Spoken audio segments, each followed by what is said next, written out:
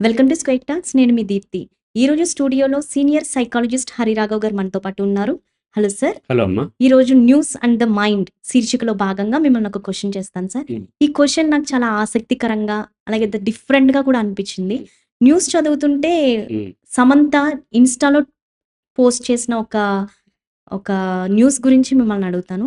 అది ఒంటరితనం అనేది చాలా భయంకరమైంది అని ఆవిడ పోస్ట్ చేశారు. కానీ ఆవిడ 3 రోజుల పాటు మొబైల్స్‌లో, సోషల్ మీడియాలో అలాగే ఎటువంటి కమ్యూనికేషన్ లేకుండా ప్రశాంతంగా గడిపారన్నారు. అలాగే మానసిక ప్రశాంతత లభించింది. ఇటువంటి ఇటువంటి డెసిషన్ తీసుకోవడం వల్ల మానసికంగా శక్తివంతంగా మారాలి అంటే ఇటువంటి మార్గాలను ప్రయత్నించడం ఎంతో మేలు అని ఆవిడ పోస్ట్ చేశారు. అసలు ఫస్ట్ ఏమో భయంకరమైందన్నారు. మళ్ళీ ఇక్కడ బావుంది అన్నారు. ఏంటి సార్ అసలు? రైట్. ఇక్కడ మనము ఒంటరితనం గురించి తెలుసుకోవాలి సైకాలజీ కాంటెక్స్ట్‌లో.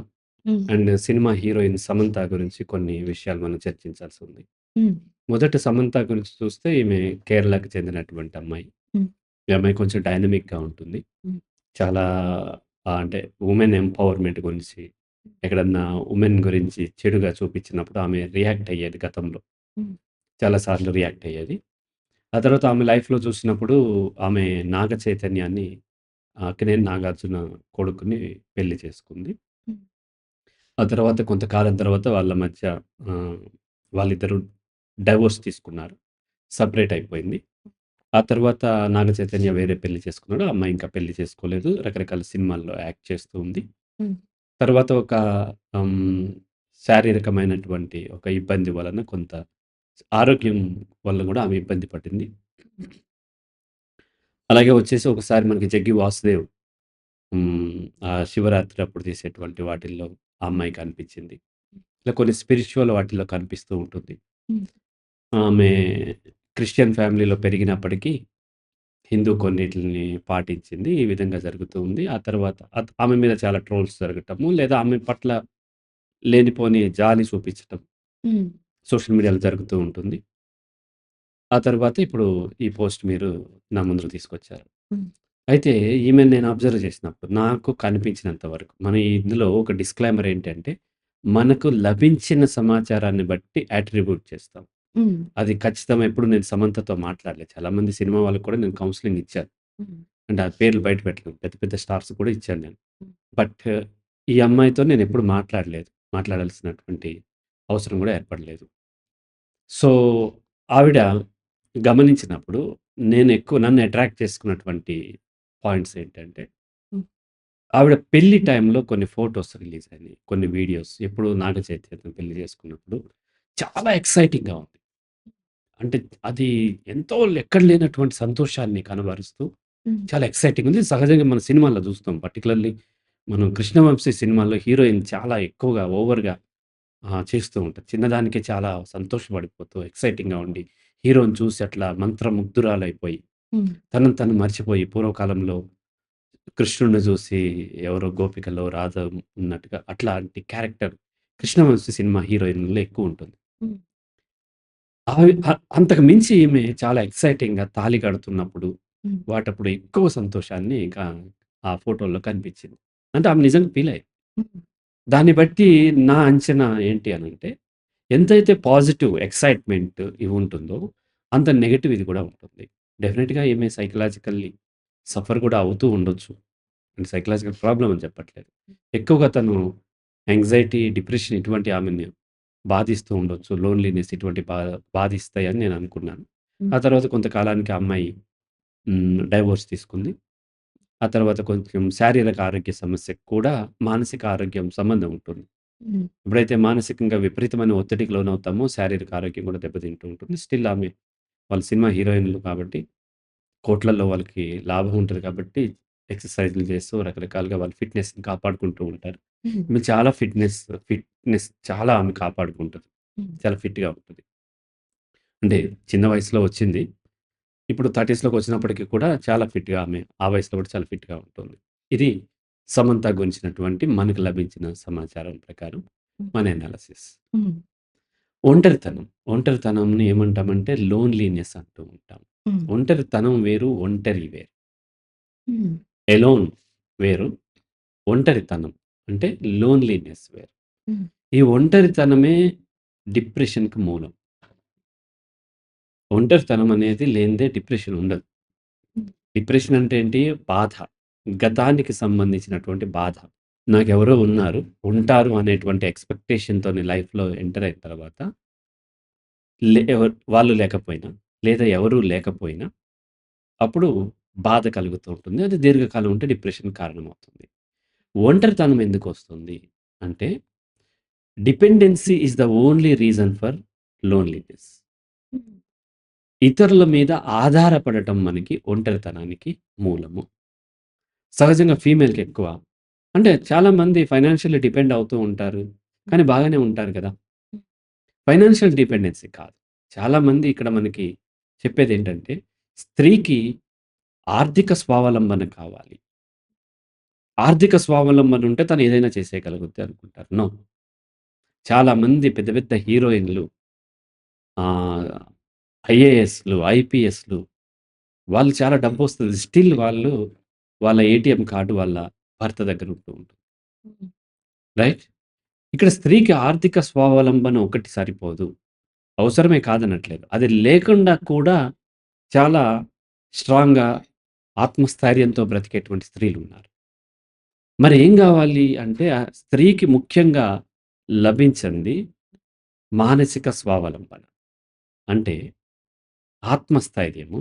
హ్మ్. స్త్రీ ఏమవుద్దంటే ఎక్కువగా ఎమోషనల్లీ కూడా ఎక్కువ ఇంకొకరి మీద ఆధారపడిపోద్ది. హ్మ్. ముఖ్యంగా భర్త మీద, లేదంటే బాయ్ ఫ్రెండ్ మీద, లేదంటే అన్న మీద, లేదంటే తండ్రి. మొదట తండ్రి మీద, తర్వాత అన్న మీద, ఆ తర్వాత boy friend or husband whoever it may be. హ్మ్. రిలేషన్. తర్వాత కొడుకు మీద. ఇట్లా షిఫ్ట్ అవుతూ ఉంటుంది. తండ్రి గనక తనకి ఎమోషనల్ సెక్యూరిటీ కల్పించినట్లయితే, ఆమె యొక్క ఆత్మస్థైర్యం కొంత సెల్ఫ్ ఎస్టీమ్ డెవలప్ అవుతది. తక్కువగా మిగతా వాళ్ళ మీద ఆధారపడతది. తండ్రి దగ్గర లభించకపోతే అన్న. అన్న ఆర్ తమ్ముడు హూఎవర్ బ్రదర్. అంటే తనతో పుట్టినటువంటి సిబ్లింగ్స్ ఎవరైతే ఉన్నారో, హ్మ్. సహోదరులు అంటాం గదా! వాళ్ళతో ఉంటారు. హ్మ్. అక్కలు, చెల్లెలు ఎంతమందున్నా అది రాదు. హ్మ్. అమ్మ ఎంత సపోర్ట్ ఇచ్చినా అది రాదు. హ్మ్. అన్న మీద ఆధారపడదు. తనకు తెలీదు ఆ విషయం. తను ఆధారపడుతున్న విషయం గూడా తెలీదు. హ్మ్. దానికి కారణం ఉంది. అది పెద్ద థియరీ. అది ఎక్స్‌ప్లెయిన్ చేయడానికి చాలా టైం పడుతుంది. కౌన్సెలింగ్‌లో నా క్లయింట్స్‌కి ఎక్స్‌ప్లెయిన్ చేస్తాను. ప్రకృతి వల్ల వచ్చినటువంటి ఇబ్బందది. ఆ తరువాత అన్న దగ్గర గూడా లభించిందనుకోండి, ఆ అమ్మాయి ఇంకా చాలా స్ట్రాంగ్‌గా ఉంటది. వాళ్ళిద్దరి దగ్గర లభించినట్లయితే ఉంటది. వాళ్ళిద్దరి దగ్గర లభించినప్పుడు ఆ అమ్మాయి ఎక్కువగా తన లైఫ్ పార్ట్నర్ మీద డిపెండ్ అయిపోతుంది. ఆ లైఫ్ పార్ట్నర్ ఏం అబద్ధాలు చెప్పినా, ఏం చెప్పినా తొందరగా నమ్మేస్తూ ఉంటుంది. సో, ఎప్పుడైతే తండ్రి దగ్గర, అన్న దగ్గర ప్రేమ లభించలేదో, ఎమోషనల్ సెక్యూరిటీ లభించలేదో, ఆ అమ్మాయి లైఫ్ పార్ట్నర్ బాయ్ ఫ్రెండ్ గాని, హస్బెండ్ గాని అక్కడ డిపెండ్ అవుతూ ఉంటారు. అక్కడ ఏం చెప్పినా వాళ్ళు నమ్మేస్తూ ఉంటారు. ఒక్కొక్కసారి అది మేల్‌కి అడ్వాంటేజ్ అవుతది. ఒక్కొక్కసారి అది మేల్‌కి థ్రెట్ కూడా అవుతది. హ్మ్. ఆ అమ్మాయి విపరీతంగా భర్త మీద ఆధారపడిపోయి, భర్త ఎంత తీసుకుంటున్నా మరింత, మరింత అతని మీద ఆధారపడిపోతూ ఉంటుంది. హ్మ్. అప్పుడు కొంతమంది భరించలేకపోతూ ఉంటారు. ఫీమేల్‌కి నేను చాలా వాటిలో చెప్తుంటా. ఫీమేల్‌కి మాట్లాడాలి. మాట్లాడకపోతే కనీసం పోట్లాడాలి. అది కూడా చేయకపోతే చాలా దారుణంగా ఉంటది. సో, కొన్ని కేసుల్లో ఆ అమ్మాయిలు విపరీతంగా డిపెండ్ అయిపోవటం వల్ల భర్తలకి ఇబ్బంది అవ్వటము, వాళ్ళు వర్క్ చేసుకోలేకపోవటం, ఫైనాన్షియల్లీ డౌన్ అయిపోవటం. అది పట్టుకొని మరింత ఈ అమ్మాయి ఇన్‌సెక్యూర్ అయిపోవడం ఇట్లా జరుగుతుంది. కొన్ని కేసుల్లో వాళ్ళు అబద్ధాలు చెప్పేవాళ్ళుంటే వీళ్ళు మోసపోతూ ఉంటారు. ఆ తర్వాత డిపెండ్ అయ్యేది కొడుకు మీద. ఇలా ఆ డిపెండెన్సీ అనేది షిఫ్ట్ అవుతుంది. అయితే డిపెండ్ అవుతున్న డిపెండ్ అవుతున్నంత సేపు అది ఎమోషనల్‌గా కావచ్చు, ఫైనాన్షియల్లీ కావచ్చు, సోషల్లీ కావచ్చు, లేకపోతే ఫిజికల్‌గా కావచ్చు. ఎంత కాలమైతే మనం డిపెండ్ అవుతున్నామో అవతల వాళ్ళకి అంత అవకాశంగా మారుతూ ఉంటుంది. అది మేల్ అయినా, ఫీమేల్ అయినా. ఎవరు డిపెండ్ అయినా సరే అవతల వాళ్ళకి అవకాశంగా మారుతుంది. ఎవరు మీకోసం పుట్టలేదు కదా! ఎవరు ఒకరి కోసం ఒకరు పుట్టరు. నాగ చైతన్య తన కోసం తను పెళ్లి చేసుకున్నాడు. సమంత తన కోసం తను పెళ్లి చేసుకుంది. సమంత కోసం నాగ చైతన్య, నాగ చైతన్య కోసం సమంత పుట్టలేదు కదా! హ్మ్. అయితే వాళ్ళు డైవోర్స్ తీసుకున్నారు కాబట్టి ఆ ఎగ్జాంపుల్స్ ఎక్కువ తీసుకోకూడదు మనం. స్టిల్ భార్యాభర్తలు ఎవరు కూడా ఎవరి కోసం పుట్టలేదు. ఎవరి కోసం వారే పెళ్లి చేసుకున్నారు. వాళ్ళకి అనుకూలంగా ఉంటే కంటిన్యూ చేస్తారు. విరుద్ధంగా ఇబ్బందిగా ఉంటే బ్రేక్ చేసుకుంటారు. అలా ఓవర్‌గా డిపెండ్ అవుతున్నప్పుడు కూడా ఎమోషనల్లీ ఆ వ్యక్తికి ఇబ్బందయ్యి డైవోర్స్ అంటే ఇబ్బందయ్యే అవకాశాలుంటాయి. ఇక్కడ నాగ చైతన్య, సమంత విషయంలో ఏం జరిగిందో తెలియదు. స్టిల్ ఎమోషనల్లీ డిపెండ్ అవ్వటం అనేది లోన్లీనెస్‌కి కారణం. లోన్లీనెస్‌లో మళ్ళీ రకాలుంటాయి. లోన్లీనెస్‌లో కల్చరల్ లోన్లీనెస్ అంటారు. అంటే ఒక కల్చర్‌లో పెరిగి వేరే కల్చర్‌కొచ్చినప్పుడు, ఆ కల్చర్ ఎవరు పాటించట్లేదన్నప్పుడు, వాళ్ళకి తెలియకుండా ఒక లోన్లీనెస్ వస్తుంది. ఉదాహరణకి 'పవన్ కళ్యాణ్' మూడవ భార్య ఉంది. ఆవిడ రష్యా నుంచి వచ్చినామె. హ్మ్. ఆమె ఇక్కడికొచ్చినప్పుడు, ఇక్కడ కల్చర్‌లో ఆమె మింగిల్ అయింది కాబట్టి పర్లేదు. ఆమెకెలా ఉందో మనకు తెలియదు. హ్మ్. ఒకవేళ మింగిల్ అవ్వలేకపోయింది. చుట్టూ ఉన్న వాళ్ళంతా ఆమె చక్కగా వీళ్ళతో పాటు చీర కట్టుకొని, బొట్టు పెట్టుకొని, పూజలన్నీ చేస్తుంది కాబట్టి పెద్దగా ఇబ్బంది లేదు. హ్మ్. అలా కాకుండా ఆమె పెరిగిన కల్చర్ వేరు. ఇక్కడికొచ్చేసరికి వీళ్ళ కల్చర్ వేరు. కల్చర్ వేరైనప్పుడు, ఆమె ఆ కల్చర్‌లో మింగిల్ కాలేనప్పుడు లోన్లీనెస్ వస్తుంది. ఇప్పుడు 'సమంత' అనే అమ్మాయి క్రిస్టియన్ ఫ్యామిలీలో కేరళలో పెరిగింది. కొంచెం ఓపెన్‌నెస్ ఉంటుంది. ట్రెడిషనల్ ఇది ఉండదు. హ్మ్. బట్ అక్కినేని నాగార్జున, అక్కినేని నాగేశ్వరరావు ఫ్యామిలీ ఎక్కువ ట్రెడిషనల్‌గా ఫాలో అయ్యేవాళ్ళు. మేల్ మాత్రమే బయటకొచ్చి ఇవి సినిమాలు గాని, వ్యాపారాలు గాని ఎక్కువగా బయటకి ఎక్స్‌పోజ్ అవుతారు. ఫీమేల్ తక్కువగా ఉంటారు. హ్మ్. ఫీమేల్ గూడా వాళ్ళ మనవరాలు 'నాగేశ్వరరావు' మనవరాలు సినిమా హీరోయిన్‌గా చేసినా ఒక సినిమాకి స్టాప్ చేసింది. హ్మ్. అంత కల్చరల్ డిఫరెన్స్ ఉన్నప్పుడు కూడా లోన్లీనెస్ రావచ్చు. అలాగే ఇంటెలెక్చువల్ లోన్లీనెస్. కొంతమంది ఇంటెలెక్చువల్స్ ఉంటారు. ఆ ఇంటెలెక్చువల్ కెపాసిటీ లేని వాళ్ళెవరో ఉంటారు. ఇప్పుడు నేను సైకాలజీ, ఫిలాసఫీ ఇవి చదువుకొని ఒక థెరపీ ఇస్తూ ఒక టైప్ ఆఫ్ ఇంటెలెక్చువల్ సర్కిల్‌లో లేదా ఒక టైప్ ఆఫ్ ఆలోచన ధోరణిలో ఉన్నాను. హ్మ్. ఇప్పుడు నేను సడెన్‌లీ మా ఊరు వెళ్ళానంటే నాకు ఇంటెలెక్చువల్ లోన్లీనెస్ వస్తుంది. హ్మ్. లేదంటే సడెన్‌లీ మతపరమైనటువంటి ఒక కాన్‌క్లేవ్‌కెళ్ళాను. అక్కడ వాళ్ళందరితో ఉన్నాననుకోండి. వాళ్ళతో ఇన్వాల్వ్ అయినా వాళ్ళు వేరే చెప్తూ ఉంటారు. అప్పుడు నాకు ఇంటెలెక్చువల్ లోన్లీనెస్ రావచ్చు. అంటే లాంగ్ రన్ ఉంటే. అలాగే ఒక ఉద్యమం సంబంధించినటువంటి కమ్యూనిస్ట్ పార్టీ మీటింగ్‌కెళ్ళాననుకోండి. అక్కడ కూడా నాకు ఇంటెలెక్చువల్ లోన్లీనెస్ రావచ్చు. హ్మ్. రైట్? హ్మ్. అంటే ఏదైతే భావజాలంలో ఉన్నాం, ఏది అక్కడేం కల్చర్ అంతా సేమ్ ఉంటుంది. బట్ ఒక లాజిక్‌తోని ఒకరేమో రైట్ వింగ్‌లో ఉన్నారు. ఒక లాజిక్‌తోని ఒకరేమో లెఫ్ట్ వింగ్‌లో ఉన్నారు. ఇంకొకరేమో ఇంకొక దాంట్లో ఉన్నప్పుడు, ఒక్కరే ఎళ్లి అక్కడితో ఉన్నప్పుడు కొంత ఇంటెలెక్చువల్ లోన్లీనెస్ వచ్చే అవకాశం ఉంది. హ్మ్. ఆ తర్వాత ఎగ్జిస్టెన్షియల్ లోన్లీనెస్. ఎగ్జిస్టెన్షియల్ లోన్లీనెస్ అంటే మనం బెడ్ మీద ఉన్నప్పుడు. మనకెవరు కూడా ఏమి అందించట్లేదు. హ్మ్. ఎప్పుడో వాళ్ళొచ్చేదాకా మనం వెయిట్ చేయాలి. ఇప్పుడు సహజంగా మనము వయసు పెద్దదైపోయి డెత్ బెడ్ మీద ఉన్నప్పుడు అటువంటిది నేను ఎప్పుడు ఎక్స్‌పీరియన్స్ చేశానంటే, కరోనాతోని 1 మంత్ నేను గాంధీ హాస్పిటల్‌లో ఉన్నప్పుడు. హ్మ్. అప్పుడు ఎగ్జిస్టెన్షియల్ లోన్లీనెస్. నేనంటే తట్టుకున్నాను. చాలామంది తట్టుకోలేరు. తట్టుకోలేక ఆ పెయిన్‌తోని చనిపోతూ ఉంటారు. ఇలా అనేక రకాలైనటువంటి లోన్లీనెస్ ఉంటాయి. హ్మ్. ఇప్పుడు ఈ అమ్మాయిల్లో చూసినప్పుడు కల్చరల్ లోన్లీనెస్ ఉండే అవకాశం ఉంది. హ్మ్. అండ్ సినిమాలోకొచ్చినప్పటికి తను చూజ్ చేసుకున్నటువంటి ఫ్యామిలీలో కల్చరల్ లోన్లీనెస్ ఉండే అవకాశం ఉంది. ఆ తర్వాత కొంత మెడిటేషన్ అని ఆ 'జగ్గి వాసుదేవ్' దగ్గరికి అక్కడికి వెళ్ళింది. అక్కడ కూడా ఆమె క్రిస్టియానిటీ నుంచి వచ్చింది. హ్మ్. పేరెంట్సు, తను పెరిగినటువంటి సర్కిల్‌లో ఉండేటువంటి బిలీఫ్ సిస్టమ్‌కి ఇక్కడ తేడా ఉంటది.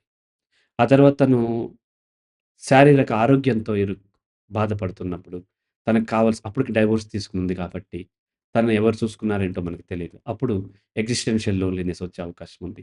హ్మ్. అలాగే హ్మ్.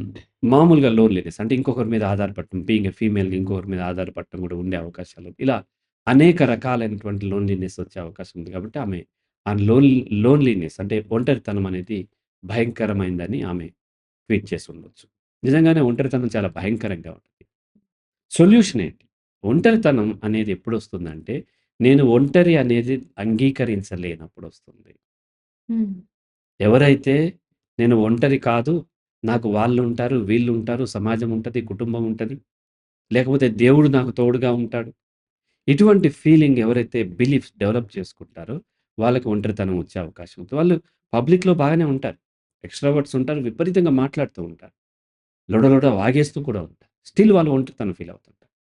ఇంట్రోవర్ట్స్ తక్కువ ఒంటరితనం ఫీల్ అవుతూ ఉంటారు. మనం ఏమనుకుంటామంటే ఇంట్రోవర్ట్స్ బాగా లోన్లీనెస్ ఫీల్ అవుతుంది. నో ఇంట్రోవర్ట్స్ సాలిట్యూడ్ అంటారు. సాలిట్యూడ్ అంటే ఒంటరిగా ఉండటాన్ని వాళ్ళు ఎంజాయ్ చేస్తున్నారు. వాళ్ళకు కొంత స్పేస్ కావాలి. ఫిజికల్లీ, మెంటల్లీ, సోషల్లీ వాళ్ళకి స్పేస్ కావాలి. హ్మ్. సో, కానీ ఎక్స్‌ట్రావర్ట్స్ ఏంటి అంటే ఆ స్పేస్ ఉంటే భరించలేరు. దారుణమైనటువంటి లోన్లీనెస్‌కి ఫీల్ అవుతూ ఉంటారు. ఎప్పుడు ఎవరో ఒకళ్ళు తనతో ఉండాలి. తనతో మాట్లాడాలి. మాట్లాడకపోతే చాలా ఒంటరితనం ఫీల్ అయ్యి చాలామంది ఏడ్చేస్తూ ఉంటారు. హ్మ్. పబ్లిక్‌లో ఏడవకపోవచ్చు. ఇలా ఏడ్చేస్తూ ఉంటారు. ఇలా అనేక కేసుల్లో నేను సెలబ్రిటీస్, సినిమా వాళ్ళని కూడా నేను చూసాను.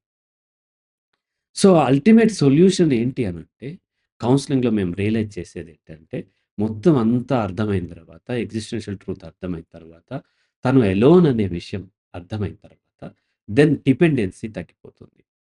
తను హ్మ్. ఒంటరిగా తనకు కావాల్సినటువంటి లైఫ్ ఏదో తను డిజైన్ చేసుకున్న తర్వాత, దెన్ డిపెండెన్సీ తగ్గిపోయినప్పుడు వాళ్ళ సెల్ఫ్ ఎస్టీమ్ డెవలప్ అయ్యి, వాళ్ళ ప్రొడక్టివిటీ పెరుగుతుంది. అప్పుడు వాళ్ళు హ్యాపీగా ఉండగలుగుతారు. వాళ్ళ హెల్త్ రైజ్ అవుతది. పాజిటివ్‌గా వస్తది. పాజిటివ్‌గా వచ్చిన తర్వాత దెన్ అప్పుడు మిగతా వాళ్ళందరూ అప్పుడు వచ్చి వాళ్ళు అడుగుతూ ఉంటారు. హ్మ్. నేను ఫైనాన్షియల్లీ చాలా డౌన్‌లో ఉన్నప్పుడు ఎవరు నా దగ్గర రాలేదు. అంటే నేను ఒంటరి అనేది యాక్సెప్ట్ చేసుకున్నాను కాబట్టి నాకు ఒంటరితనం రాలేదు. హ్మ్. వన్స్ నేను స్ట్రాంగ్ అయ్యి ఫైనాన్షియల్లీ, మెంటల్లీ, సోషల్లీ అన్నీ స్ట్రాంగ్ అయిన తర్వాత అప్పుడు నాకు స్పేస్ కావాలంటే దొరకట్లేదు. హ్మ్. ఫోను చేస్తానే ఉంటారు. మెసేజ్‌లు పెడుతూనే ఉంటారు. ఎవరో ఒకరు ఏదో ఒకటి అడుగుతూనే ఉంటారు. మాట్లాడుతూనే ఉంటారు. స్టిల్ నేను ఒంటరి అనే విషయాన్ని నేను అది మర్చిపోకూడదు. వీళ్ళందరూ నా స్నేహితులు, వీళ్ళందరూ నా శ్రేయోభిలాషులని నమ్మాననుకోండి, మళ్ళీ నేను డౌన్ అయిపోగానే మళ్ళీ ఎవరికి వాళ్ళు వెళ్ళిపోతారు. ఎవరికైనా అంతే అవుతది. ఏ వ్యక్తికైనా అంతే అవుతుంది. రైట్? చెరువు నిండగానే కప్పలు కుప్పలు తెప్పలుగా వచ్చునని చిన్నప్పుడు చదువుకున్నాం. హ్మ్. చెరువు ఎండిపోతే మళ్ళీ ఎక్కడికక్కడికి వెళ్ళిపోతాయి. అవును. అలా ఆ విషయాన్ని మనం అర్థం చేసుకొని, మానవ నైజాన్ని, సమాజం యొక్క నైజాన్ని అర్థం చేసుకొని, మనం ఒంటరి అనేది గనక యాక్సెప్ట్ చేసినట్లయితే, దెన్ అప్పుడు ఆ ఒంటరితనం నుంచి బయటపడగలుగుతాం. ఇప్పుడు ఆ అమ్మాయి చెప్పిందేంటంటే, వాళ్ళు ఈ ఒంటరితనం నుంచి బయటపడటానికి స్పిరిచ్యువల్ లీడర్స్ కానీ, లేకపోతే ట్రెడిషనల్ సైకాలజిస్ట్‌లు కానీ, వీళ్ళు కొన్ని టిప్స్, టెక్నిక్స్, మెథడ్స్ చెప్పిన దాంట్లో మౌనంగా ఉండటము, సోషల్ మీడియాకు దూరంగా ఉండటము, ఇవన్నీ కొంత హెల్ప్ అవుతాయి అని. హ్మ్. సోషల్ మీడియాలో ఉన్నా సరే, సోషల్ మీడియాలో ఉన్నా, లేకపోయినా, మౌనంగా ఉన్నా, లేకపోయినా మ్యాటర్ కాదు. మన ఎక్స్‌పెక్టేషన్ మ్యాటర్. ఆమెకి హ్మ్, ఫోన్ ఆఫ్ చేసి పెట్టుండొచ్చు. మౌనంగా ఉండొచ్చు. కానీ మాట్లాడాలనే కోరిక, హ్మ్. అది మనల్ని ఒంటరితనానికి తీసుకెళ్తది. ఓకే. ఎందుకు మౌనంగా ఉండాల్సొస్తుంది? మాట్లాడేస్తున్నాను నేను. హ్మ్. రైట్? హ్మ్. మాట్లాడేయటం వల్ల ఇబ్బందవుతుంది. నాతో ఎవరు మాట్లాడట్లేదు. లేదంటే నాతో ఎవరు స్పెండ్ చేయట్లేదన్నప్పుడు మౌనంగా ఉండాల్సొస్తుంది. ధైర్యం ఎవరికి కావాలి? భయపడిన వాళ్ళకి కావాలి. భయమే లేని వాడికి ధైర్యంతో పని లేదు. కాబట్టి ఈ టిప్స్, టెక్నిక్స్ కొంతవరకు పనిచేస్తే తప్ప పూర్తిగా బయటికి తీసుకురాలేము. ఆవిడేదో ట్రై చేసి ఉంటది. ఆవిడ అనుభవాన్ని దాంట్లో చెప్పుంటది. హ్మ్. ఈ మౌనంగా ఉండటము, సోషల్ మీడియాకి దూరంగా ఉండటం వల్ల ఒంటరితనం నుంచి బయటపడతాము అనేది అపోహ మాత్రమే. ఒక 2, 3 రోజులు అలా ఉండొచ్చు. వారం రోజులు ఉండొచ్చు. లేకపోతే 2 వారాలు ఉండొచ్చు. తర్వాత మళ్ళీ అదే స్థితికి వెళ్ళిపోయే అవకాశం ఉంది. Okay sir. Thank you sir. చూసారు కదండీ! మరిన్ని విశేషాలతో మళ్ళీ మీ ముందుంటాం. అంతవరకు సెలవు. నమస్తే.